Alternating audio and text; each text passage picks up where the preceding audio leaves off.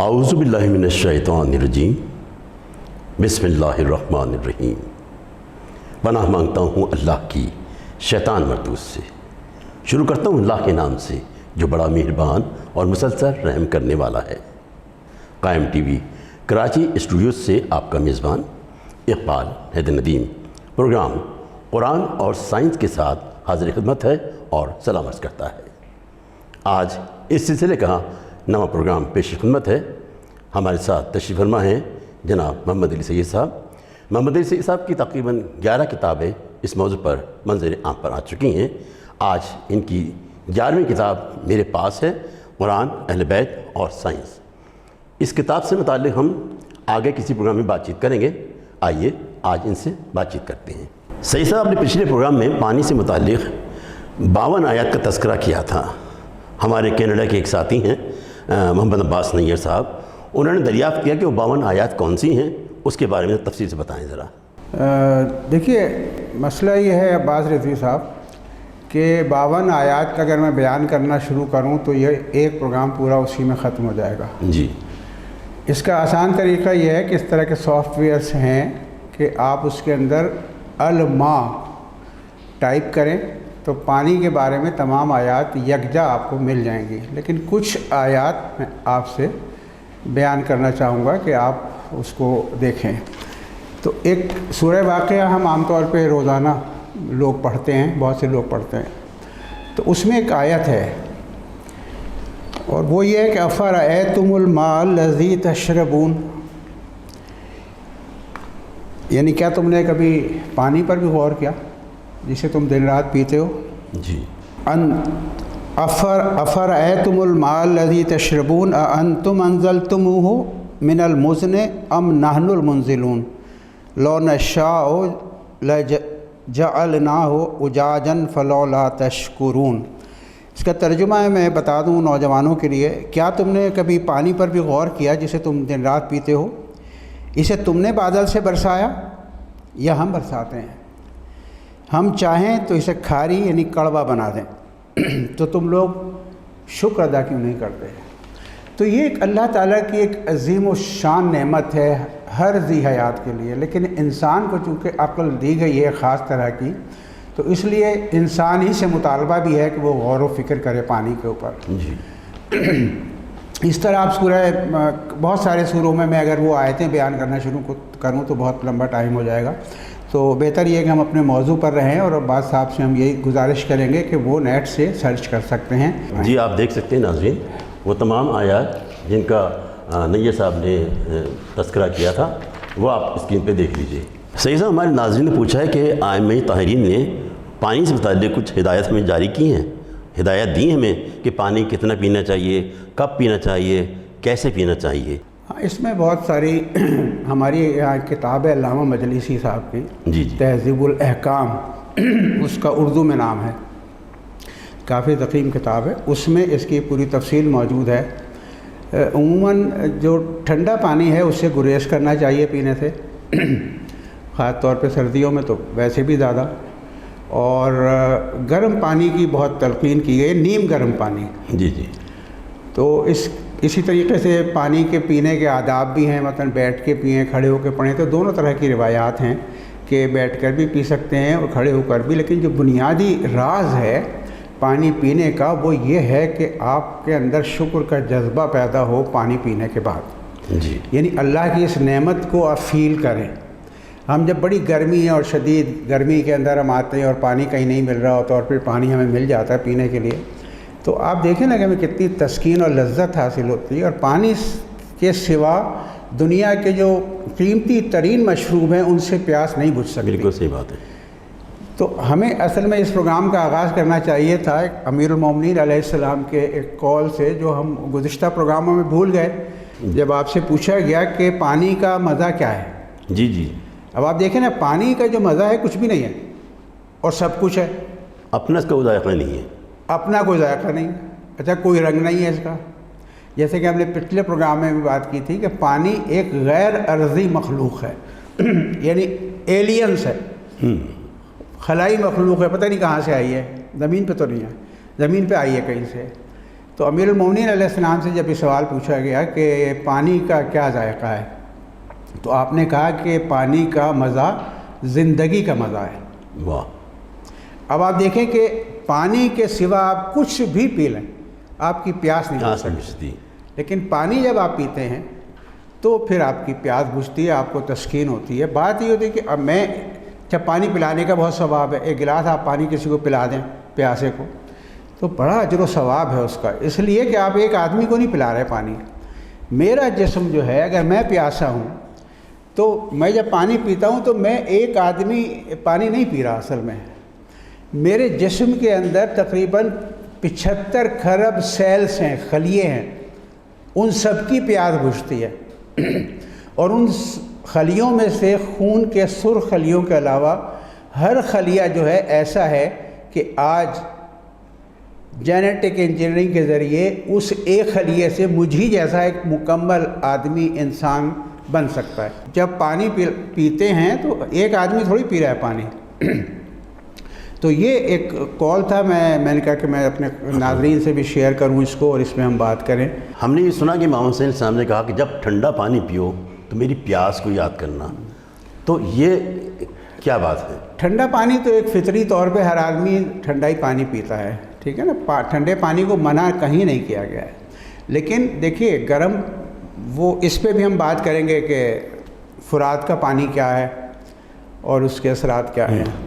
تو گرم پانی کا اصرار نہیں ہے، لیکن بعض اوقات یہ ہوتا ہے کوئی آدمی بیمار ہے، بلغم ہے، بیماری ہے یا دوائیں زیادہ کھاتا ہے، تو وہ اگر گرم پانی پیتا ہے تو اس کی مثال بالکل اسی طرح سے ہے کہ جیسے آپ ایک کمرے کے اندر چکنائی جمی ہوئی ہو، زہریلے مادے جمے ہوئے ہوں، اگر آپ اس کو ٹھنڈے پانی سے دھوئیں گے تو وہ صفائی پوری طرح سے نہیں ہو سکے گی۔ صحیح بات ہے۔ گرم پانی جو ہم تھوڑا سا پیتے ہیں تو ہماری تقریباً 75,000 میل 75,000 کلومیٹر خون کی رگوں سے گزرتا ہے، اور ان میں سے ان فاصل مادوں کو، ان زہریلے مادوں کو، چکنائی کو جو غیر ضروری ہوتی ہے، وہ اپنے ساتھ بہا کے لے جاتا ہے۔ ٹھنڈے پانی کی اپنی فضیلت ہے، اور ظاہر ہے کہ ٹھنڈے پانی کے لیے بھی کہا گیا ہے کہ ٹھنڈا پانی پئیں، لیکن جو میں نے آپ سے عرض کیا، جو بنیادی روح ہے نا، وہ یہ ہے کہ جب آپ کو کوئی نعمت حاصل ہو تو آپ خدا کا شکر ادا کریں۔ جب آپ شکر ادا کرتے ہیں تو اس کے اثرات بالکل مختلف ہوتے ہیں۔ میں پانی پیتا ہوں اور مجھے یاد ہی نہیں رہتا کہ میں پانی، مطلب یہ بھی یاد نہیں رہتا کہ پانی پیا میں نے، جبکہ قرآن میں، احادیث کے اندر بار بار یہی ہے کہ خدا کی نعمتوں کی قدر کرو۔ امیر المومنین کا قول بھی ہے کہ قدر کرو ہر نعمت کی، اس لیے کہ جانے والی نعمت جو ہے وہ واپس پلٹ کر نہیں آتی۔ دیکھیے ہمارے یہاں بھی آپ کو یاد ہوگا 8-10 سال پہلے ناردرن ایریاز میں ایک زلزلہ آیا تھا۔ اس زلزلے سے کیا ہوا، اس سے ظاہر سیلاب آئے، بہت بڑی تعداد کے اندر، اور وہ سیلاب اس طرح کے آئے کہ گندا پانی اور میٹھا ٹھنڈا، اور گندا پانی اور جو استعمال کا پانی تھا وہ ایک دوسرے سے مل گئے۔ تو اس سیلاب کے دوران وہ لوگ پانی میں ڈوبے ہوئے تھے، کھڑے ہوئے تھے پانی میں، لیکن پانی پی نہیں سکتے تھے، اور ان کے لیے دنیا بھر سے، پاکستان سے پانی کی بوتلیں جمع کر کر کے ان کو بھیجی جا رہی تھی۔ جب تک وہ پانی مجھے آسانی سے دستیاب تھا، میں نے کبھی شکریہ ادا نہیں کیا اللہ تعالیٰ کا۔ آسانی سے مل جاتی ہے نا ایک چیز تو ہم اس کا شکر کم ادا کرتے ہیں، اور جب وہ نہیں ملتی، عراق کے اوپر جب کویت کے اوپر جب حملہ ہوا، عراق نے حملہ کیا، تو آپ کو یاد ہوگا ہم نے ٹی وی چینلز کے اوپر دیکھا کہ وہ لوگ جو بہت VIP زندگی گزار رہے تھے اپنے محلوں کے اندر، وہی لوگ پانی کا ٹینکر جب کیمپ کے اندر آتا تھا تو اس کے پیچھے ایک کٹورا لے کے بھاگتے تھے کہ اس کے قطرے جو ہیں نا جمع کر لیں ہم۔ صحیح سے بریک لے لیں ذرا۔ جی بالکل۔ ناظرین، وقت ہوا ایک بریک کا، ملتی وقت کے بعد.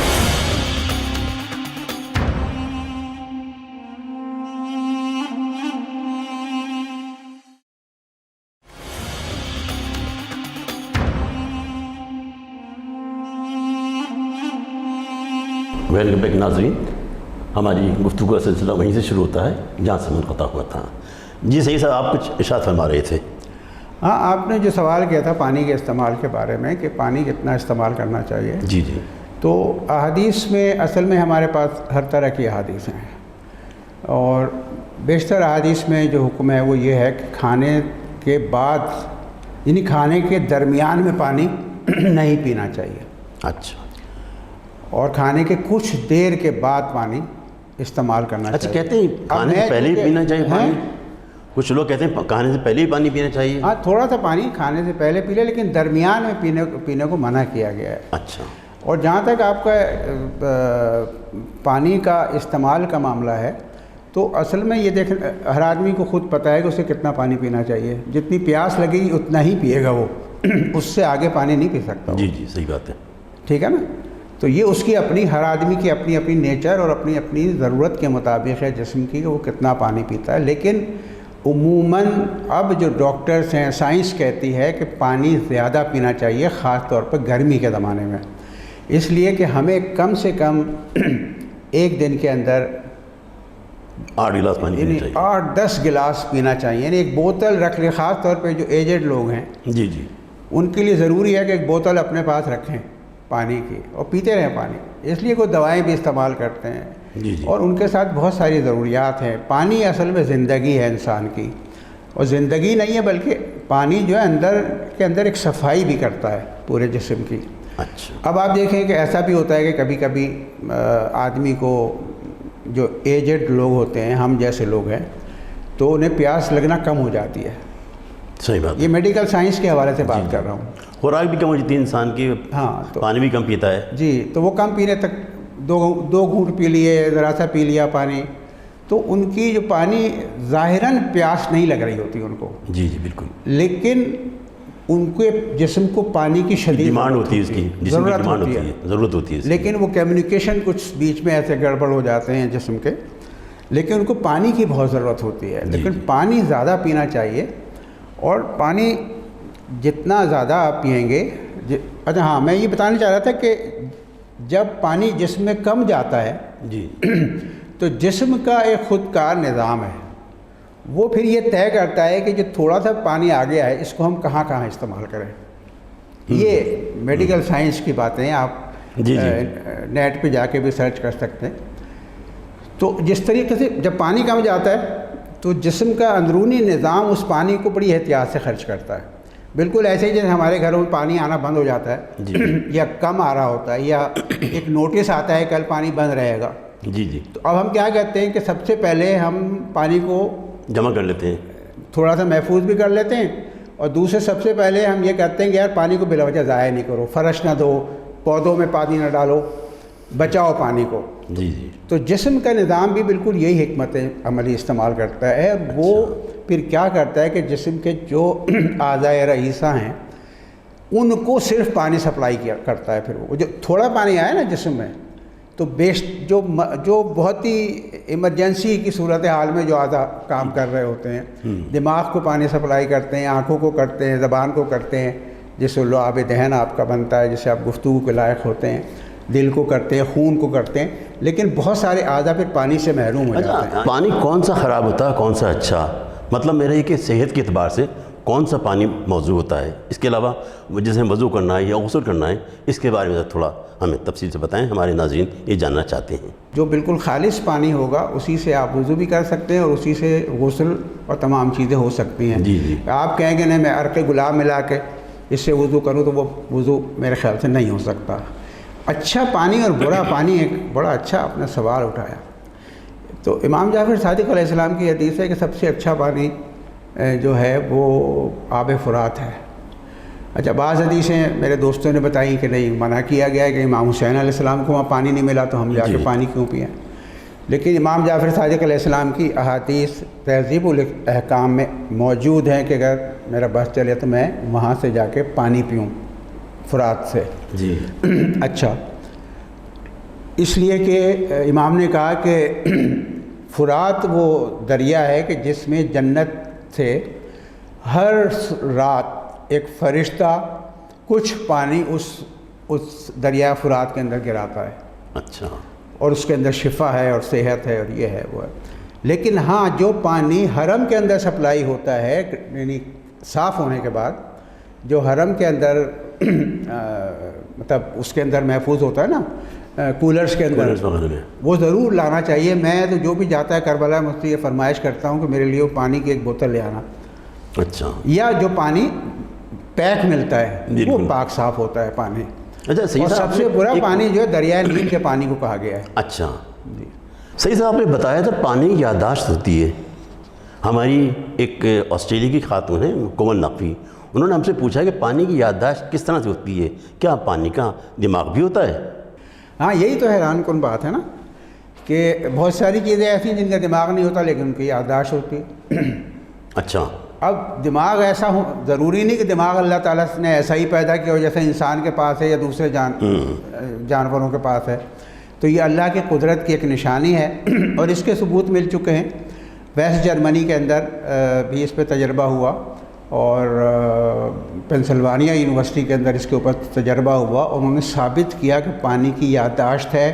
ان کا کہنا یہ ہے, پروفیسر رستم راؤ نام ہے میرے خیال سے جو پینسلوانیا یونیورسٹی میں ہیں, انہوں نے یہ ثابت کیا ہے. انہوں نے کہا ہے کہ پانی کے ہر مالیکیول کے اندر 40,000 میموری پینل پائے جاتے ہیں. تو اس کی مثال یہ ہے کہ ایک میموری پینل ہے جو یہاں بیٹھے ہوئے ہر آدمی کی الگ الگ تصویر بنا رہا ہے جی, اور ایک وہ میموری پینل ہے جو ہم میں سے جتنے لوگ یہاں موجود ہیں ان سب کی نیتوں کو ریکارڈ کر رہا ہے. اور ایک مثلاً ایک میموری پینل ہے جو ہماری گفتگو کو ریکارڈ کر رہا ہے, اور ایک میموری پینل ہے جو اس کمرے کے رنگوں کو, ان تصاویر کو, ان توغروں کو ریکارڈ کر رہا ہے کہ اس پہ کیا لکھا ہوا ہے, کس رنگ کے بنے ہوئے ہیں, یہ کتنی لائٹ ہے, کتنی ہوا, یہ سب چیزیں ہوا پانی جو اپنے اندر ریکارڈ کر رہا ہے. اور اس کے ثبوت بہت کچھ ہیں, اور نیٹ پہ جا کے اگر آپ میموری آف واٹر ٹائپ کریں تو وہاں آپ کو بہت اچھی ڈاکومنٹریز مل جائیں گی اور آپ کو یہ بات سمجھ میں آئے گی. ہم پہلے بھی اس بات پہ ہم تذکرہ کر چکے ہیں. اچھا, اکثر یہ سوال بھی کیا جاتا ہے, بلکہ مجھے کسی نے واٹس ایپ پر یہ سوال بھیجا تھا کہ بھائی مجھے عربی نہیں آتی. ہمارے ایک ساتھی ہیں جو سنتے رہتے ہیں, پروگرام دیکھتے رہتے ہیں, پسند بھی کرتے ہیں, آسٹریلیا سے محمد میثم, انہوں نے پوچھا کہ مجھے عربی نہیں آتی تو میں کیا کروں؟ اس کی طریقہ ہے کہ عربی سیکھیں, بہت آسان ہے آج کل. اچھا. مطلب اتنے پروگرامس ہیں انٹرنیٹ کے اوپر, گوگل کے اوپر, آپ آسانی سے عربی پڑھنا سیکھ سکتے ہیں. لیکن اگر مثلاً کوئی مجبوری ہے, نہیں سیکھنا تو چاہیے یقینی, لیکن اللہ کا پیغام ہے قرآن. صحیح ہے. میرا ایک دوست خط لکھتا ہے مجھے, اور مجھے وہ فون پہ کہتا ہے اس کے اندر ایک نقشہ ہے, اس نقشے کو اگر فالو کرو گے تو ایک خزانے کا پتہ مل جائے گا تمہیں. اب میں اس خط کا انتظار کرتا ہوں, جب وہ خط آتا ہے تو میں کھول کے پڑھتا ہوں. جی جی.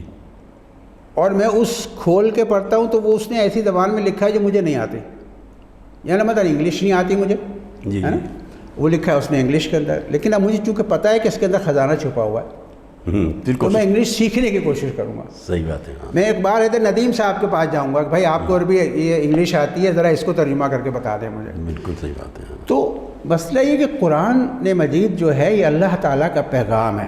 ہم اسے ایک محض مذہبی کتاب سمجھتے ہیں, مذہبی کتاب بھی ہے لیکن یہ بین الکائناتی علوم کی کتاب ہے, دنیا سے لے کے آخرت تک کی زندگی میں یہ فائدہ پہنچاتی ہے.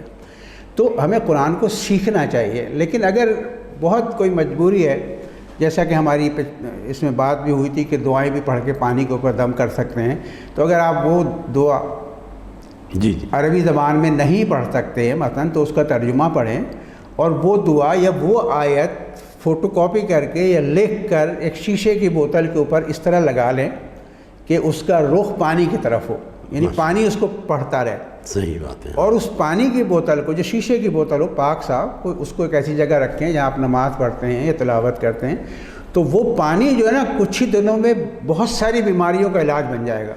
لیکن شرط یہ ہے کہ اس کو اسی طرح استعمال کرتے کیجئے جیسے کہ آپ ڈاکٹر کے کہنے کے اوپر 8-8 گھنٹے سے کوئی دوا استعمال کرتے ہیں.